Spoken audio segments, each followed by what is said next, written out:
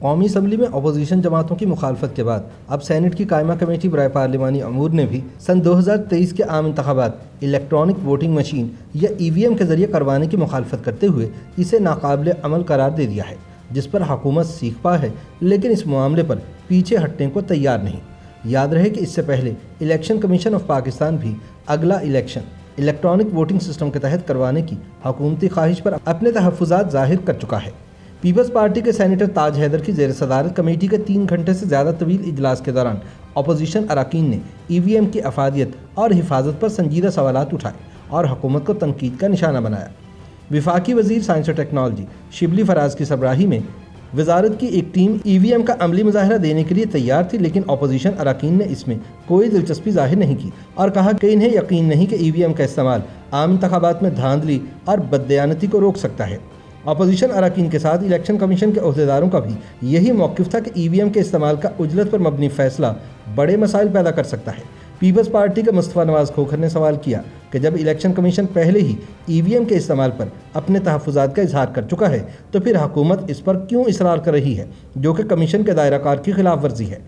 उन्होंने कहा कि सेनेट की कायमा कमेटी को बताया गया है कि जिस EVM मशीन को तजुर्बे के लिए उनके सामने रखा जा रहा है उस पर तो इलेक्शन होने ही नहीं, बल्कि हुकूमत का कहना है कि जब EVM मशीन इस्तेमाल करने का फैसला हो जाएगा तो फिर हिसाब किताब लगाकर मतलूबा तादाद में बैरून मुल्क से मशीनें खरीदने का फैसला किया जाएगा। मुस्तफ़ा खोखर ने कहा कि इसका मतलब ये हुआ कि इन्हें वोटिंग मशीन कोई और दिखाई जा रही है और इलेक्शन किसी और मशीन के जरिए होंगे, लिहाजा अपोजिशन इस हुकूमती फैसले के साथ नहीं है। याद रहे कि तहरीक इंसाफ हुकूमत की जानिब से अगला इलेक्शन इलेक्ट्रॉनिक वोटिंग मशीनों से करवाने के मंसूबे को अपोजिशन जमातें, इलेक्शन कमीशन और तकनीकी माहिरीन बारहा नाकाबिल अमल करार दे चुके हैं।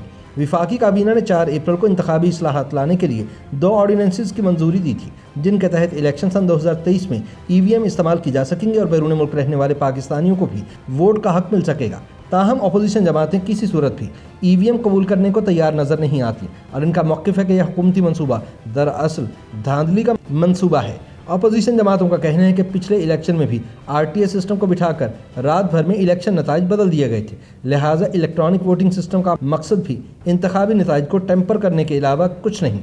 इंफॉर्मेशन टेक्नोलॉजी के माहिरीन का कहना है कि EVM दुनिया के कई ममालिक में इस्तेमाल के बाद नाकाबिल अमल करार दी जा चुकी हैं और इन ममालिक ने नाकाम तजुर्बात के बाद फिर से रिवायती बैलेट पेपर का तरीकाकार अपना लिया है। IT माहिरीन के मुताबिक इलेक्ट्रॉनिक वोटिंग मशीनों को ऑपरेट करना पाकिस्तान जैसे तरक्की पजीर और कम खानगी वाले मुल्क के लिए आसान नहीं होगा।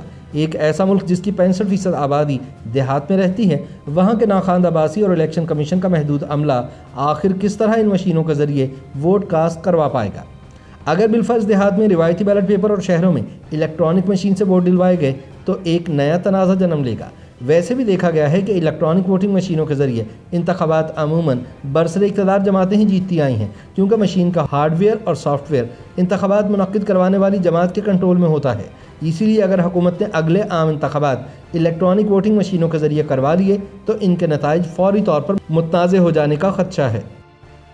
YouTube पर गूगली न्यूज देखने के लिए youtube.com की सर्च बार में गूगली न्यूज TV टाइप करें। गूगली न्यूज के पेज पर सुर्ख रंग के सब्सक्रिप्शन वाले बटन पर क्लिक करना ना भूलिए। YouTube पेज पर अपलोड होने वाली वीडियोस से बाखबर रहने के लिए बेल आइकन पर क्लिक कीजिए। आपको हर नई वीडियो के बारे में नोटिफिकेशन मौसूल हो जाएगा।